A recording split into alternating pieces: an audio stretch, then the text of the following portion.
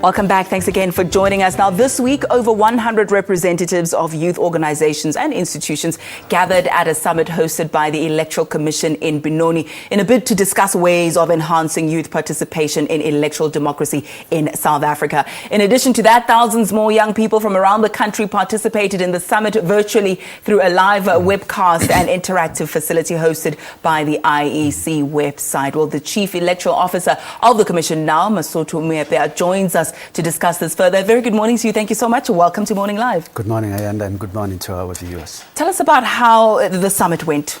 The summit has been proceeding well. We are into our third day, and young people have come as we had anticipated. And in fact, they are engaging in the discussions, which is pleasing to us.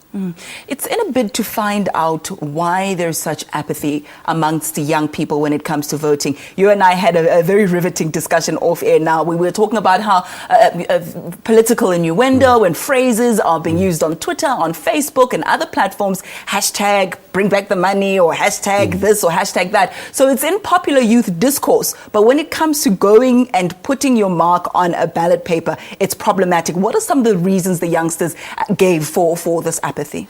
Well, the young people are looking into these matters and looking at some of the challenges that they face or some of the issues that they wish to raise for their understanding. But I think it's important to point out that it is necessary for our young people to understand our electoral processes, to understand how our democracy works, and to engage with it. We see that young people are the majority of our population. More than half of our population is less than the age of 35.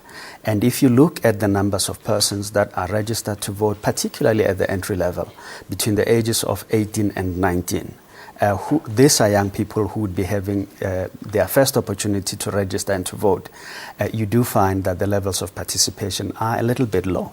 Well, you can understand that. I wouldn't say it's apathy, but I think we need to increase the level of interest in these activities. And one way of doing so is to talk to young people and say, what are the challenges that you face? Do you understand?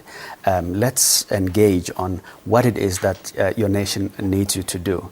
And in fact, if we agree that young people are the future of this nation, I've already indicated that more than half of our population is young people. Of course, we need to worry about this.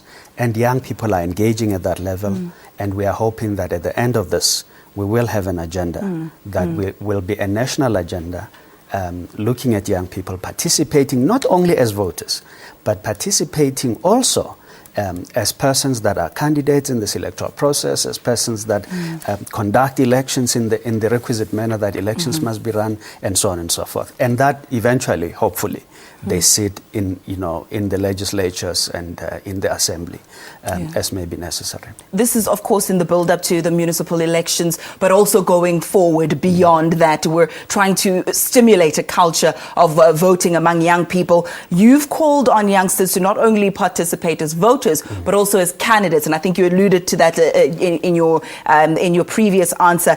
Tell us how you're going about rigorously trying to change this culture. Well, it's not altogether, we can't claim that everything it's in our hands. But young people, amongst others, are members of political parties. And one would expect that they will also go back and engage within their political parties, understanding the issues that, affect them.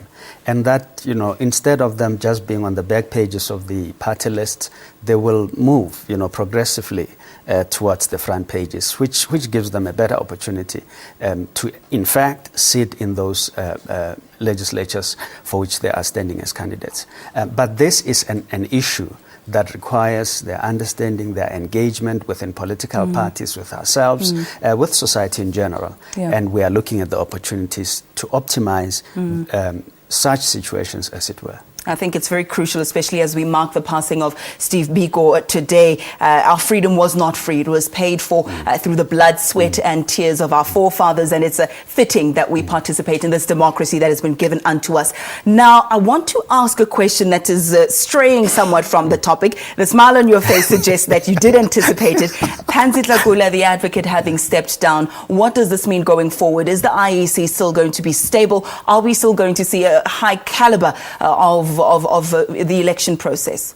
I must say to you that the issue of Advocate Tlakula, it's not a matter that it's for me to deal with. But I must say to you that even Advocate Tlakula would want to see, I imagine, an institution that proceeds to work to the best of its ability. And I think we have a duty, all of us at the Electoral Commission, to make that a reality. We'll have to leave it there. Thank you so much for your time. The IEC Chief Electoral Officer, Mr. Mosotho Moepya. Quick ad break. Morning Live.